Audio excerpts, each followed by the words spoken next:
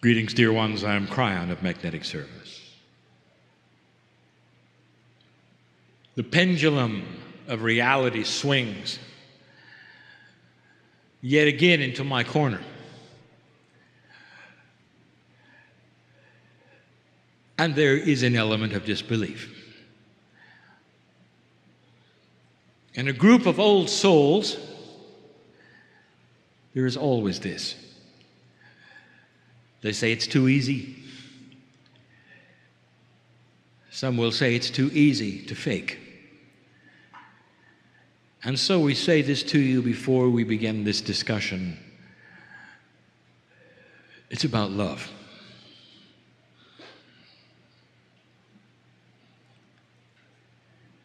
That's what it's about. It always has been, and it always will be. And it's not the love that you think. There is a force in the universe even your astronomers have recognized and seen, identified, and they call it intelligent design. Because the universe itself is biased. It's biased into creativeness. It's biased in life creation. It's biased in love. There is purpose for everything. Astronomers, science, physicists, they want to see complete and total neutrality within all things, and they don't find it. And that's one of the things we want to discuss, the power that is starting to become yours in the understanding of energies around you which you have never identified as energies that specifically are what we're going to call informational. This is one of the first multi-dimensional channelings of a series, starting to explain to you in a better fashion concepts that have been misunderstood or not explained at all, in order to start you thinking about what you can do. And that is the purpose. It's a big distance between the nucleus and the electron haze. If you could go with me to the smallest of the small, you'd find an enormous amount of emptiness. Physicists will tell you that most of you are made of nothing. And it's only because they just don't see what's in the dark. And the multidimensional truth is this: between that which is the nucleus of the atom and the electron haze, it's filled with information, energy, love, and intelligent design. Difficult to explain how this manifests itself to your reality, but that is indeed the subject. So we'll start slow and easy. There it is, my friends, a rose. Imagine it. A beautiful rose. This one's red. And you don't like it. You don't like the thorns, perhaps. Maybe you don't even like the color, perhaps. And you say to yourself, I'd like it a lot better if it was a daisy. But it's a rose. Now, in single-dimensional digit thinking, or law 3D, the scenario is this: it's too bad you've got a rose when you wanted a daisy. Because it'll always be a rose, you know. And if you could look at the seed that the rose grows from and regerminates from, it'll always be a rose. Too bad about the rose, you might say. And so the consensus of thinking and the actions around it are this: it will always be a rose, therefore I will never be able to change it. Now consider for a moment a multi-dimensional scenario where the master gardener visits the seed. Imagine for a moment that the master gardener can tell that which is the seed to systemically alter the information of what it is. And so that the next time the cells start to divide, the thorns drop off. And the color changes. And maybe, even maybe, a daisy grows instead. And what would you call this? And the answer is a miracle. And that is how you define things that look out of the purview of your dimensional reality. I want you to start looking at these things differently. I want you to start seeing information that is multidimensional as energy. A tremendous amount of what you just call energy is only information. It leads us to the next phase of this teaching. For now we give you a discovery on the planet that has been made, that is being used. And the discovery is this: that you can address the cells, that is to say, the DNA portion of the human body, to change its informational structure.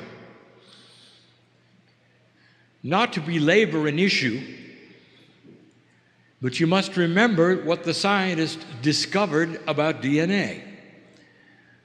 5% of it is chemical, protein-encoded, gene-producing engine. 95% seems to do nothing. So what you have is this: a DNA structure, one DNA loop that has 3 billion chemicals in it, and 5% is the engine of the biological race car called the human being. And 95% is the driver. It's a consciousness. It's energy. It's information. And it's huge. And if you could change the information in those DNA parts, what would you say to them? Well, let me give you an example of something that's already been done. Let us say you're born with a deformed heart. Here is a heart that is not operating properly. The valves don't fit. And let us say that that is who you are, a red rose with thorns. And so in your reality, you're going to die sooner. You will not operate well. You may be on drugs when you're older, and you'll always have a deformed heart. You might ask the obvious question: since all of the organs rejuvenate many times over your life, why is it systemically that those stem cells are given information to continue rejuvenating a broken heart? Why does it stay deformed? And here's the answer: because the information stays static. without something to change the energy of the information within the systemic system of the human body, it will always repeat what it has. The rose will always be the rose, and the thorns will always grow there. What if you could literally change the information in the 90% of your DNA? What if you could change not only the information systemically, but even subconsciously as to who you are and why you're here? They're starting to learn how. Addressing the information energetically in DNA so that the stem cells are given a pattern of perfectness instead of the deformity. And as the heart then starts to regenerate, as all organs do, slowly it becomes a functioning heart and the valves fit. And you think that's science fiction. I'm telling you, it's being done now. For on the planet, multidimensional inventions are starting to occur. There will be many more, pushing the envelope of your believability and changing physics. You've seen this, and you don't even know you've seen it. I'll ask you some other questions that you haven't really thought about. We brought these up before, and now we can discuss them more fully. Why can a starfish grow back an arm and you cannot? Because the programming in your body, in your DNA, in the information, the race driver driving the car has been instructed that those kinds of things only are to be done in the womb. And the instructions are always that way, and they repeat every time a cell divides. There'll come a day when you can change the instructions and you'll be able to grow back a limb. All of the chemistry is there. It's not that hard. But the instructions say you can't. And so they don't grow back. Imagine the race car driver in a splendid machine that can go for so long with instructions that he can only turn left. That's what a race car driver does, you know. What if you straighten out the racetrack and suddenly you got a left-hand only driver? What happens to the driver when the racetrack straightens out and he doesn't know how to do anything but make left turns? You got to change the information that he has. And that is what is being done. When the spinal cord is severed, there is chemistry that races to the place of the severing, so it won't grow back. Did you know that? There is a hormonal proteinal structure that actually keeps it from growing back. How does that serve humanity? Well, it doesn't. Nerves are designed to grow back. And they don't. Did you know they even have addresses, color codes? They can find each other in the dark and grow back. And they don't. Because built into the race driver's information is not to grow back a spinal cord severing. There'll come a day when you can reprogram the systemicness. Stem cells exist everywhere in the human body, alive and well. They are what pattern what happens. Chemically, they are responsible for a human that is predisposed to disease. And that predisposition will be then carried to the child.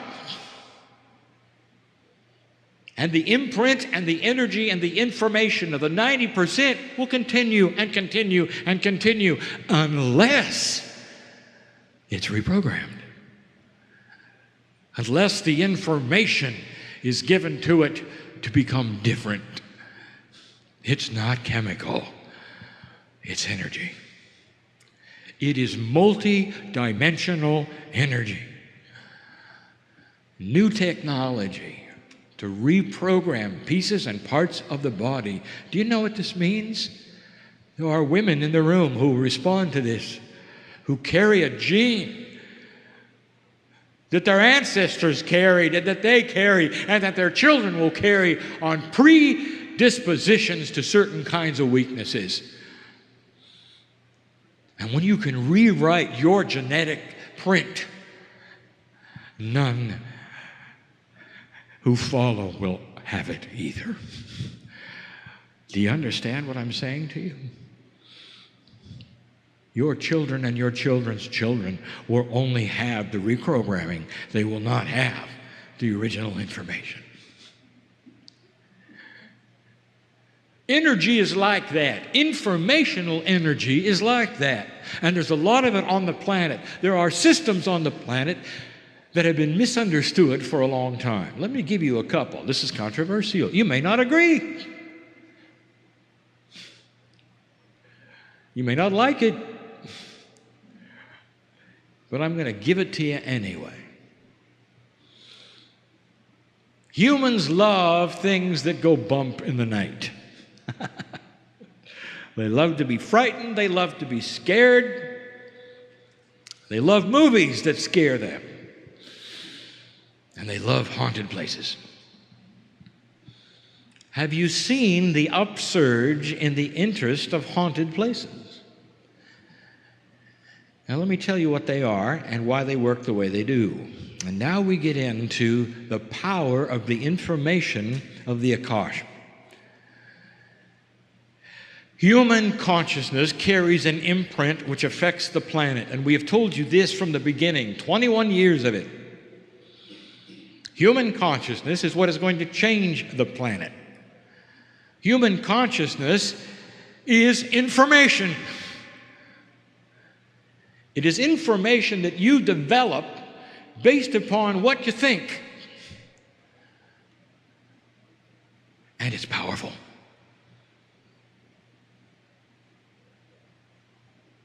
Human consciousness actually goes into what we have called the crystalline grid of the planet, which is a multi-dimensional grid. You can't see it. It holds energy. It holds information. When the planet is measured for vibration, it is the crystalline grid that is measured. And the crystalline grid only has on it what humans have put there. An interdimensional record of thought, of lifetimes, of happenings. And here's what I'm going to tell you. In certain conditions, in certain ways, a human life or an interaction of multi-lives together in a scenario that is profound for whatever reason of its profundity will create an imprint in a place. It's information and energy that will replay itself over and over and over like a recording tape in 3D. It's a haunted house. Did you know that? And here is some of the things, the attributes that we may not prove it to your psyche, but we'll give you something to think about. Did you notice that in a haunting, you have a scenario which repeats? The man comes down the stairs. The man goes up the stairs. The woman in the kitchen moves from the left to the right, sits in a chair, rocks for a while, moves away. If it involved dramatic things such as murder, the man comes down the stairs with the axe. Over and over and over and over.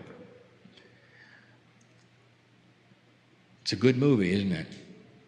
And that's all it is.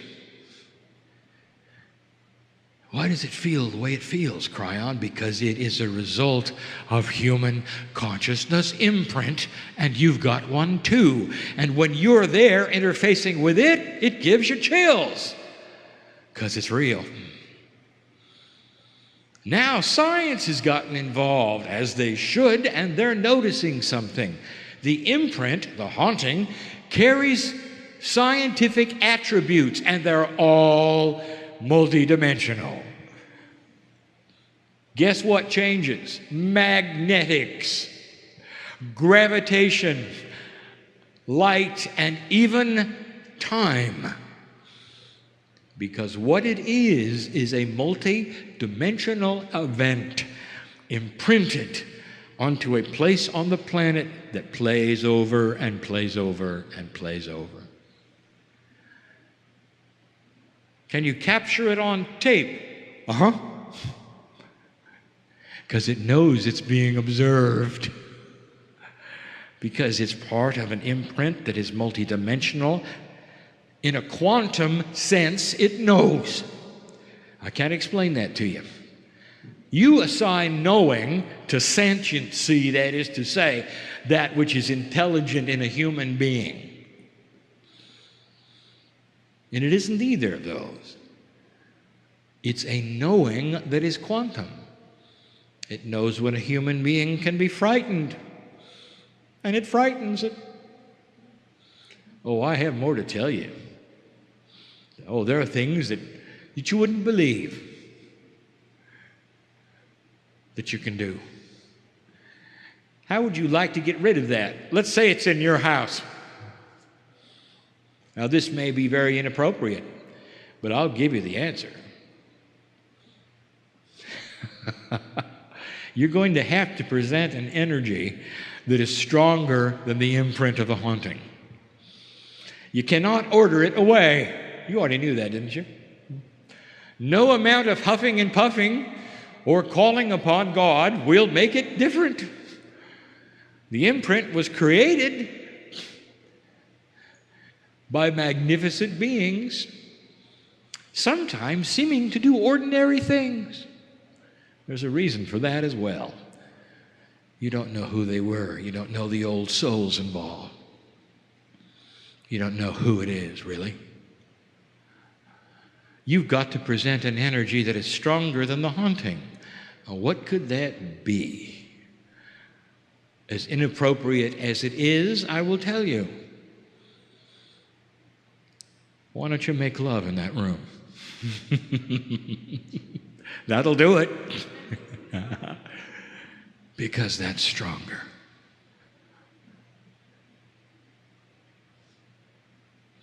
Anyone who's been in love in the room, and there's some secrets here that I know. Beautiful ones that I know. Knows the power and the energy of humans coming together in intimacy. And the angels sing, and you create a third energy which is more powerful than the two of you. And you know it. It's sacred. It's beautiful. And it's stronger than the haunting. Maybe you didn't want to hear that today.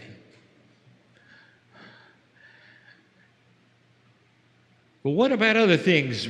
What about like demon possession and all these? And I will tell you this, it's different than you think. Because there are no demons. Humanity can conjure up the most evil of the most evil, and it can do it all by itself. And you knew that too, didn't you? Because you're powerful. The pieces in God, in you, even in your mythology, are responsible for the devil himself. A fallen angel, how can that even be? It is a metaphor of what a human can do on the earth with the energy that they have. Things are not always what they seem. What about talking to the dead? And how would that work, KRYON? How could you talk to famous people when in the scheme of soul incarnation, they've already come back as others? Now, if they've already left, how can you talk to them? And the answer is this: they haven't left. Oh, the part that you think is the human left, but the imprint of them and their entire life and everything they knew, their consciousness, their wisdom, their knowledge, goes right into the crystalline grid. We've talked about this before. Can you contact famous people and get information? Yes. Will it be accurate? Of course, because you're talking to the source. The imprint remains. You mean you're not actually talking to them? You're talking to the imprint? Let me give you something to think about. I'm going to ask a question right now. It's going to be a rhetorical one. Who are you? I have old souls in front of me. There's a woman in the room who won't wear red. And you know who you are. I'll tell you why, because it got you killed. Because that was the color of the plume on your helmet, warrior. Because you were the captain, and they knew if they would take you out, your whole regiment would be in disarray, and that's what happened. Not only kill you, killed everyone around you. You'll never wear red. You just don't like the color. It's just not for you. You shun it, don't you? Old soul, who are you? Who are you? Are you the warrior who got killed? Are you the woman who won't wear red? Are you the mother? Who are you? It is a rhetorical question because in my reality, you are a piece of God. And so when you go to that place where you wish to conjure up one who has lived before and ask them questions, who are you talking to? Are you talking to the Urkosh of a soul? Are you talking to that which is alive or dead? I will tell you, none of those things are accurate because you don't really know. It's even more magnificent than that. Can you ask Aunt Martha where the treasure was buried? Yes! And she'll know, because you're talking to the Aunt Martha imprint. And she'll know. Now, if you ask Aunt Martha, how are things on the other side? She'll say, beautiful. What's it like over there? Lovely.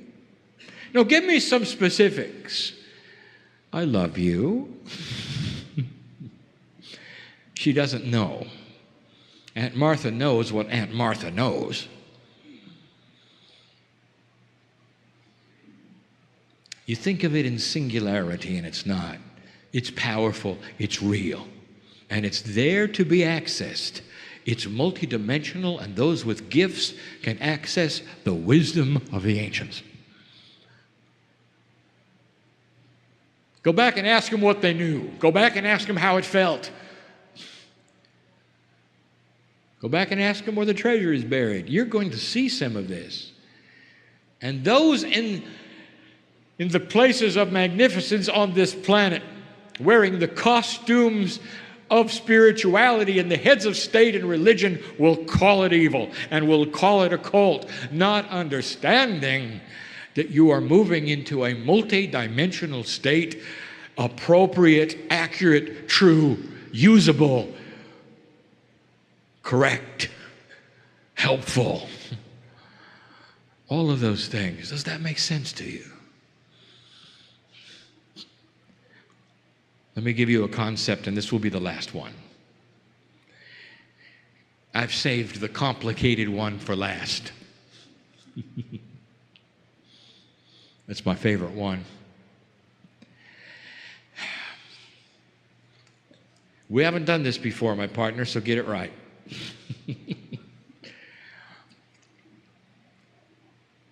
I want to show you how time works. And I can't.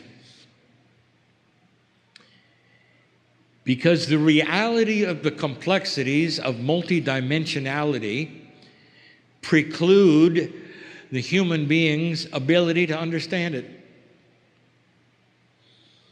It's simply not teachable. So I will metaphorize it and give you it in its simplest form, which is only a fraction of its reality. Time. We mentioned today that it is a singularity for you. There's only one of them. There's no multiple times. There's only one. And you're on one track on the planet. You're all on the same track. That is a singularity. It only goes one speed. It always has for your life. It doesn't move. The truth of it is it moves all the time.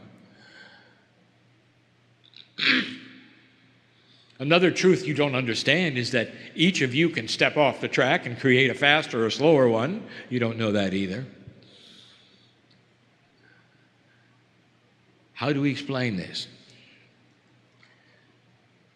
So let me singularize it and pretend you're all on the same track for a moment. That's what you think anyway. That's easy.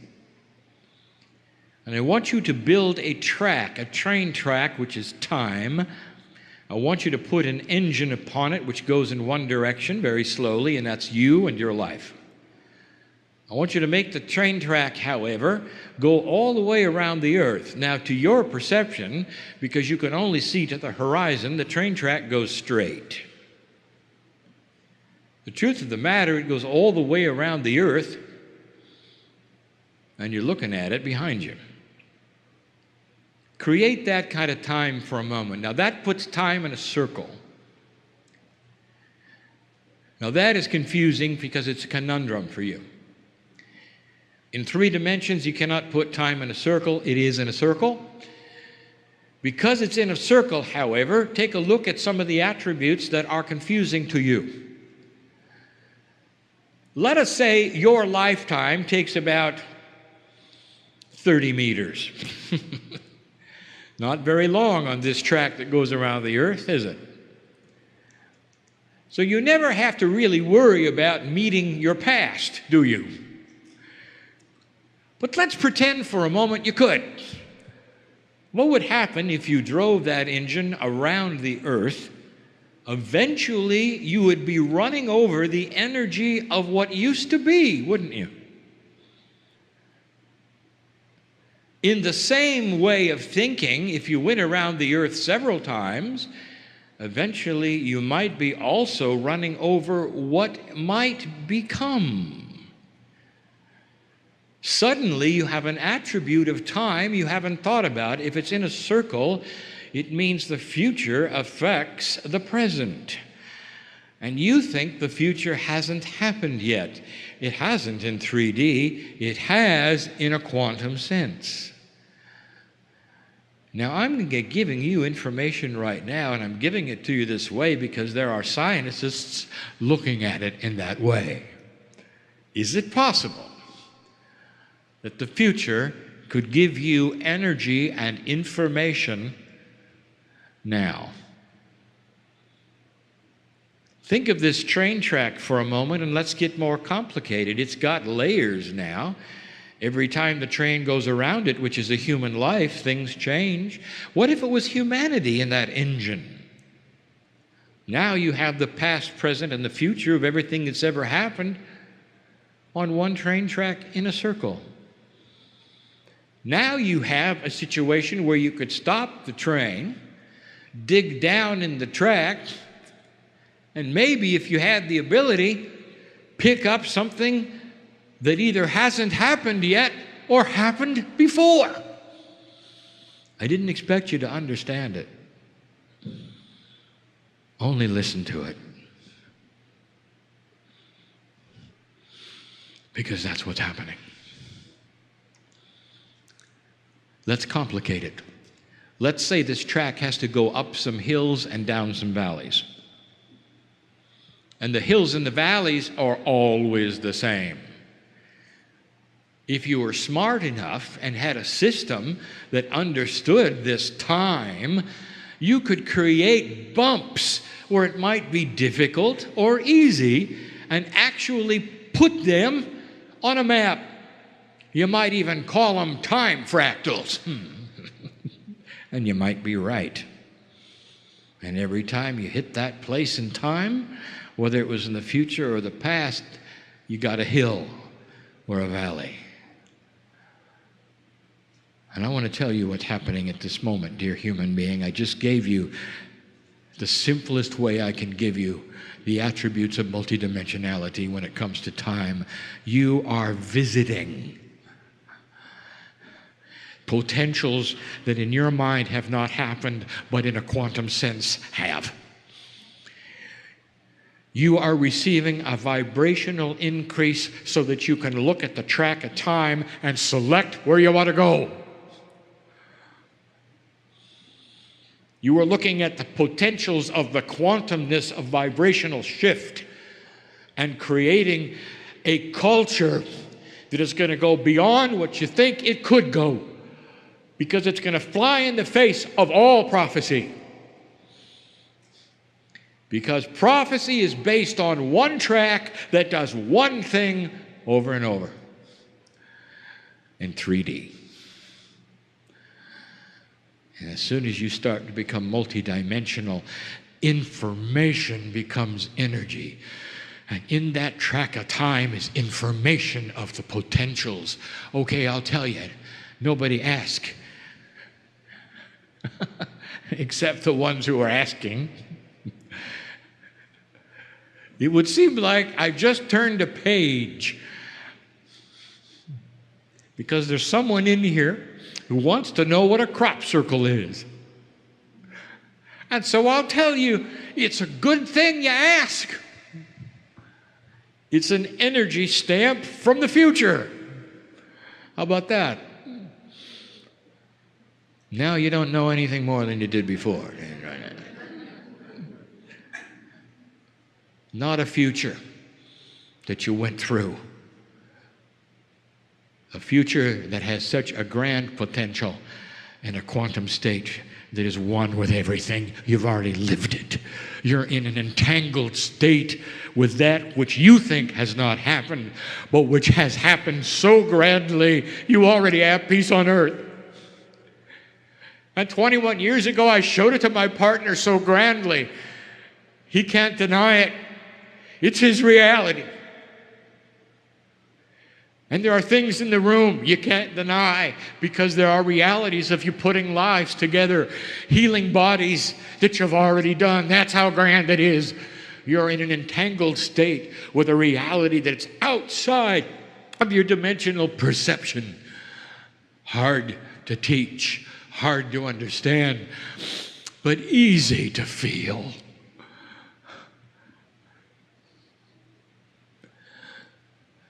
Easy to feel. Imagine the solution is upon you.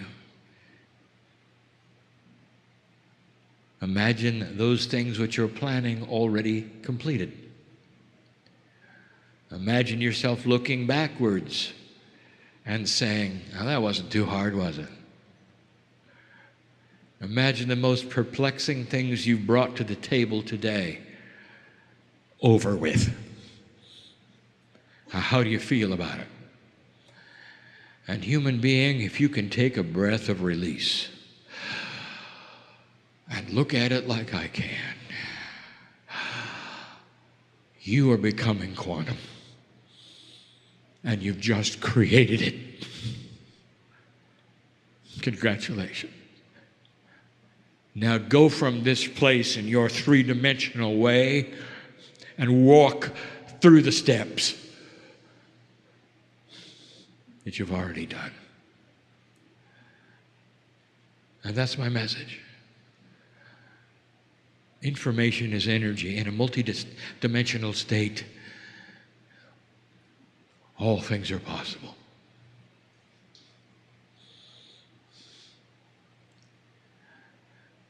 You come here to listen to a thing like this. Old soul, you wouldn't have missed this. And I'm not talking about this meeting, I'm talking about this life. How many times have you lived waiting for this? What do you think the wisdom factor is in your Akashic record? If you've lived and lived and lived and lived and lived, how about that track of time? How many layers does it have for you? What about going in, drilling down, and picking up the wisdom of your ancients? Because many of you are your own ancestors. It's about time you started seeing it in that way. My partner says, leave differently than you came. He got that from me. Do it. Do it. And so it is.